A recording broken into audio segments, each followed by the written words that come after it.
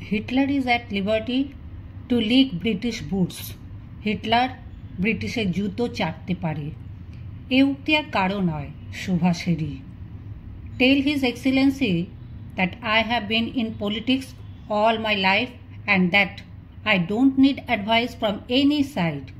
হিটলারকে বলো যে সারা জন্ম আমার রাজনীতি করে কেটেছে, আমাকে উপদেশ দিতে হবে না।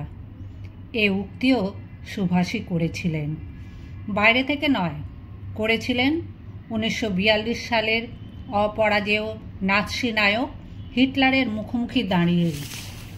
I am not an apologist of the three powers and it is not my task to defend what they have done or may do in future. That is a task which develops on these nations themselves. My concern is, however, with India, and if I may add further, with India alone. আমি ত্রিশক্তির প্রতিভু নই, তাদের সমর্থন করা আমার কাজ নয়। তাদের ভালো মন্দ সব কিছুর দায় দায়িত্ব তাদেরই। আমার কাজ ভারতকে নিয়ে, ভারতের জন্যই আমি শুধু কাজ করে যাব। এ উক্তিও সুভাষেরই। সারা পৃথিবী সেদিন সুভাষের মুখ থেকে শুনেছিল এ কথা। কোনো তল্পিবাহকের পক্ষে পরের দেশে বসে তাদেরই বিরুদ্ধে এ ধরনের দুঃসাহসিক মন্তব্য করা সম্ভব কি? সুভাষ বোস ফ্যাসিস্ট তথ্যটি প্রথম আবিষ্কার করেছিলেন জওহরলাল। যদিও ত্রিপুরী কংগ্রেসে গান্ধীজির উদ্দেশ্যেই তার ভক্তবৃন্দ জয়ধ্বনি দিয়ে বলেছিলেন হিন্দুস্তান কা হিটলার কি জয়, সুভাষের উদ্দেশ্যে নয়। তবে জওহরলালের ওই নব আবিষ্কারের পেছনে কিছুটা কারণ ছিল। কারণ ত্রিপুরী কংগ্রেস দেশের অগণিত মানুষের কাছে গণতন্ত্রের আসল চেহারাটা সেদিন যেভাবে ধরা পড়ে গিয়েছিল, তাতে গান্ধী কংগ্রেসের মুখ রক্ষার জন্য সুভাষকে এভাবে মসিলিপ্ত করা ছাড়া আর কোনো উপায় ছিল না জওহরলালের। তাই একদিকে সুভাষ যখন ব্রিটিশের হাত থেকে স্বাধীনতা ছিনিয়ে নেওয়ার সংকল্পে উন্মত্ত প্রায়, অন্যদিকে ঠিক তখনই জওহরলালের কণ্ঠে গর্জে ওঠে বজ্রের মতো, the way Subhas Bose has chosen in naturally wrong, I cannot accept but must oppose. বোধহয় দুহাত তুলে ব্রিটিশ সেদিন জয়ধ্বনি দিয়েছিল জওহরলালের নামে। শুধু একদিন দুদিন নয়, দিনের পর দিন তারা এই উক্তিটি যথাযোগ্য গুরুত্ব সহকারে প্রচার করেছিল অল ইন্ডিয়া রেডিও থেকে। I cannot accept but must oppose. বুদ্ধিমানেরা ঠিকই বুঝেছিল, শুধু বুঝতে পারেনি কিছু সংখ্যক বোকার দল। তাই চোখে মুখে তাদের ফুটে উঠেছিল একটা ব্যাকুল জিজ্ঞাসা, এই বিবৃতির মানে কি? এটা কি আসলে সুভাষ বিরোধিতা, না ব্রিটিশ সহযোগিতা, নাকি একসঙ্গে দুই? এবার বাংলাদেশের কমিউনিস্ট নেতৃবৃন্দ কর্তৃক প্রচারিত সেই আবেদনপত্রটি থেকে কিছু কিছু অংশ এখানে তুলে দিচ্ছি মল্লিকা। সেই সঙ্গে অপর পক্ষের বক্তব্যও এখানে তুলে দিচ্ছি পাশাপাশি। দুই পক্ষের এই বক্তব্য থেকেই সেদিনের রাজনৈতিক পরিস্থিতি সম্বন্ধে তুমি কিছুটা আঁচ করতে পারবে। মানব ইতিহাসের এই সন্ধিক্ষণে সারা পৃথিবী যখন এক অভূতপূর্ব সংকটের মধ্য দিয়া চলিয়াছে, যখন সমগ্র মানবজাতির ভাগ্য এক অনিশ্চয়তায় দোদুল্যমান, তখন আমরা ভারত মাতার প্রত্যেকটি মহৎ সন্তানের কাছে আমাদের এই আবেদন পাঠাইতেছি। এই বিশ্ব পরিস্থিতির উদ্ভব হইয়াছে ফ্যাসিস্টদের পর পর বহু জয়লাভের ফলে, এবং উহার পরিণতি হইয়াছে সোভিয়েত ইউনিয়নের ওপর নাৎসি আক্রমণে। জার্মানির এই আক্রমণ এক রাষ্ট্রের প্রতি অন্য রাষ্ট্রের বিশ্বাসঘাতকতায় চরম নিদর্শনরূপে ইতিহাসে চিরদিন উল্লিখিত হইবে। বাংলার বীর বন্দীরা নিরঞ্জন সেন।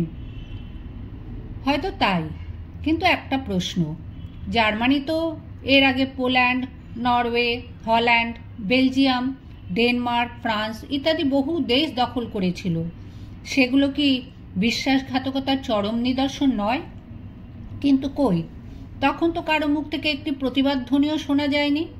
বরং হিটলারের সেই একের পর এক জয়লাভে তারাও তো সেদিন উল্লাস প্রকাশ করেছিল অন্য সবার মতো। তাহলে এতদিন পরে হঠাৎ আজ এই নতুন কথা কেন? মিউনিক চুক্তির নাম করে ব্রিটিশ এবং ফ্রান্স যখন ভেট হিসাবে চেকোস্লোভিয়ার সুদেতেন অঞ্চল হিটলারের হাতে তুলে দিয়েছিল, তখন পৃথিবীর একটি কণ্ঠও সেই অন্যায়ের প্রতিবাদে সোচ্চার হয়ে উঠেছিল কি?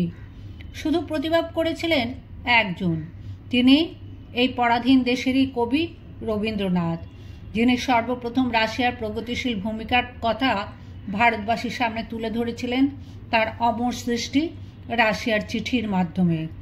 মর্মাহত কবি সেদিন চেকোস্লোভাকিয়ার প্রেসিডেন্ট বেনেসের কাছে প্রেরিত এক তার বার্তায় বলেছিলেন, বিশ্বাসঘাতকতার চক্রান্তে আপনার দেশ নিঃসঙ্গ ও একক হইয়া পড়িয়াছে। এই শোচনীয় ঘটনায় ভারতবর্ষের পক্ষ হইতে গভীর দুঃখ ও বিক্ষোভ জানাইতেছি। আমি আশা করি এই আঘাত আপনার জাতির অন্তরে নবজীবনের সঞ্চার করিবে এবং ইহার ফলে সে নৈতিক জয় ও পূর্ণ আত্ম উপলব্ধির অবাধ সুযোগ অর্জন করিবে। আনন্দবাজার, 25শে সেপ্টেম্বর 1938 সাল। হ্যাঁ, মাত্র এই একজন। তাছাড়া সবাই ছিল সেদিন নিরপেক্ষ দর্শক মাত্র। অস্বীকার করবার উপায় আছে? চীন, সোভিয়েত ইউনিয়ন, ইংল্যান্ড, আমেরিকা ও অন্যান্য দেশের জনসাধারণের সম্মেলনে বিশ্বব্যাপী সমস্ত প্রগতিশীল শক্তির ব্যাপকতম ঐক্যবদ্ধ ফ্রন্টই সৃষ্টি হইয়াছিল।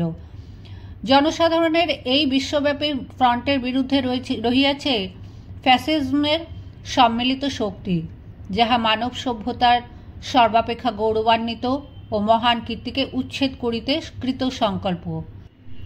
জনসাধারণের ফ্রন্ট? কোথাকার জনসাধারণ? রাশিয়ার জনসাধারণ বুঝি? কিন্তু সেই সঙ্গে ইংল্যান্ড বা আমেরিকার জনসাধারণকেও কি পৃথিবীর শোষিত জনগণের প্রতি সম্মান সহানুভূতি সম্পন্ন বলে ধরে নিতে হবে? অসাধারণ বীরত্ব প্রদর্শনের জন্য জালিয়ানওয়ালাবাগের সেই নিষ্ঠুর হত্যাকাণ্ডের নায়ক ও ডায়ারকে লক্ষ লক্ষ টাকা পুরস্কার দিয়ে কারা সেদিন সম্মান দেখিয়েছিল? ইংল্যান্ডের জনসাধারণ নয়? যেভাবে একদিন মুসোলিনি গায়ের জোরে আবিসিনিয়া জয় করে নিয়েছিলেন তা অত্যন্ত নিন্দনীয়। কিন্তু কেউ কি সেদিন এতটুকু প্রতিবাদ জানিয়েছিল এই নিয়ে? না, কেউ খোলাখুলিভাবে বাহবা দিয়েছিল মুসোলিনিকে। If I had been an Italian, I am sure that I should have been wholeheartedly with you from the start to finish in your struggle. এই উক্তি কার? ব্রিটিশ প্রধানমন্ত্রী চার্চিলের নয়। এই ব্রিটিশ তার চিরাচরিত ভূমিকা ভুলে গিয়ে রাতারাতি ভারতবর্ষের বন্ধু হয়ে উঠবে, তাই কি বিশ্বাস করতে হবে আমাদের? একমাত্র যদি স্বাধীনতা ও প্রগতির বিশ্বশক্তি বাঁচিয়া থাকে ও পুষ্টি লাভ করে, তাহা হইলে যে ভারতীয় জাতির স্বাধীনতা অর্জন করা ও টিকাইয়া রাখা সম্ভব, এ সত্য সম্বন্ধে কোনো সন্দেহ থাকিতে পারে কি? পারে। যুদ্ধে জয়ী হলেই যে ভারতবাসীকে স্বাধীনতা দেওয়া হবে তার গ্যারান্টার কে? রাশিয়া? তাহলে আটলান্টিক চার্টারে সে কথা অস্বীকার করা হলো কেন? কই, রাশিয়া তো তার কোনো প্রতিবাদ করেনি।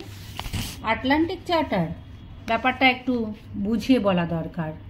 গত 1941 সালের আগস্ট মাসে এক চুক্তি স্বাক্ষরিত হয়েছিল ইংল্যান্ড ও আমেরিকার মধ্যে। নাম তার আটলান্টিক চার্টার। চুক্তিতে বলা হয়েছিল যুদ্ধ শেষে পরাধীন দেশগুলিকে স্বাধীনতা দেওয়া হবে। খবর শুনে কংগ্রেসের গান্ধীবাদী নেতৃবৃন্দ আহ্লাদে আটখানা। ব্যাস হয়ে গেল? না, সুভাষ বোস সত্যই ভ্রান্ত। ভ্রান্ত বলেই শুধু শুধু যখন তখন সংগ্রামের কথা বলে, নইলে লোক হিসেবে ইংরেজ মোটেই খারাপ নয়। এই তো কেমন দিব্যি ভদ্রলোকের মতো এক কথায় প্রতিশ্রুতি দিয়ে গেল। কোথায় প্রতিশ্রুতি, কোথায় কি? সব কিছুরই অবসান হলো ইংল্যান্ডের প্রধানমন্ত্রী চার্চিলের একটি উক্তি শুনে।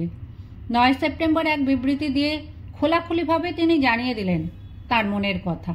হ্যাঁ, প্রতিশ্রুতি আমরা ঠিকই দিয়েছি এবং সে প্রতিশ্রুতি রাখবো, তবে কিনা ওটা ভারতবর্ষ সম্বন্ধে প্রযোজ্য নয়। কারণ হ্যাঁ, সে কথাও তিনি বলেছিলেন পরিষ্কারভাবে, I have not become the king's first minister in order to preside over the liquidation of the British Empire। অর্থাৎ ব্রিটিশ সাম্রাজ্যকে দেউলিয়া করার জন্য তিনি প্রধানমন্ত্রী হননি। সাফ কথা এবং স্পষ্ট কথা। এ কথার মধ্যে আর যাই থাক না কেন, কোথাও কোনো অস্পষ্টতা নেই। এহেন ইংল্যান্ড যুদ্ধে জয়ী হলে তবেই নাকি আমাদের পক্ষে স্বাধীনতা অর্জন করা সম্ভব। কথাটা বিশ্বাস করতে পারা যায় কি? মানব সভ্যতার শ্রেষ্ঠ ও মহত্তর কীর্তির প্রতীক সোভিয়েত ইউনিয়নের গৌরবান্বিত জনসাধারণ যদি নাৎসি যান্ত্রিক বাহিনী শক্তির তলে ধ্বংস হইয়া যায়, তাহা হইলে কোথায় থাকিবে ভারতের স্বাধীনতা? যেখানে আছে সেখানেই থাকবে। তাছাড়া রাশিয়া জয়ী হলেই বা ভরসা কোথায়? হিটলার পররাজ্য আক্রমণ করেছেন, সেজন্য নিন্দা তার অবশ্যই প্রাপ্য। কিন্তু শুধু কি হিটলার? রাশিয়াও কি সেই একই কারণে সমানভাবে নিন্দিত হওয়ার উপযুক্ত নয়? জাপানের সঙ্গে কি আক্রমণ চুক্তি ছিল না রাশিয়ার? তা সত্ত্বেও কি রাশিয়া যুদ্ধ ঘোষণা করেনি জাপানের বিরুদ্ধে? জাপান কিন্তু করেনি। লক্ষণীয় যে ত্রিশক্তির অন্যতম অংশীদার হওয়া সত্ত্বেও রাশিয়ার বিরুদ্ধে তারা যুদ্ধ ঘোষণা করেনি কোনো দিনও। 1941 সালের 13 এপ্রিল তারিখে অনুষ্ঠিত সেই চুক্তির মর্যাদা তারা রক্ষা করে চলেছিল বরাবর। কিন্তু যদি করত, হিটলারের প্রচণ্ড আক্রমণের মুখে রাশিয়ার যখন নাভিশ্বাস উঠছে, তখন যদি তারা ত্রিশক্তির অন্যতম অংশীদার হিসেবে আক্রমণ চালাতো মাঞ্চুরিয়ার দিক থেকে, কোথায় থাকতো তাহলে রাশিয়া? ফল পেল হাতে হাতেই। 1945 সালের 7ই আগস্ট অ্যাটম বোমা ফেলা হলো জাপানের হিরোশিমা শহরের ওপর। সুযোগ বুঝে পরদিনই আক্রমণ চুক্তি ভঙ্গ করে রাশিয়া ঝাঁপিয়ে পড়ল মৃতপ্রায় জাপানের ওপর। জার্মানির ভাবনা তখন আর নেই, সুতরাং চালাও এবার। হিটলার নিশ্চয়ই নিন্দার যোগ্য। নিরপেক্ষভাবে বিচার করতে গেলে রাশিয়া যে দৃষ্টান্ত দেখালো, তাই কি সমর্থনযোগ্য? এ তো গেল কেবলমাত্র একটি দৃষ্টান্ত। তা বলে এখানেই শেষ নয়। এমন অসংখ্য দৃষ্টান্ত দেখানো যায় যা সাধারণ বুদ্ধি দিয়ে বুঝে ওঠা মুশকিল।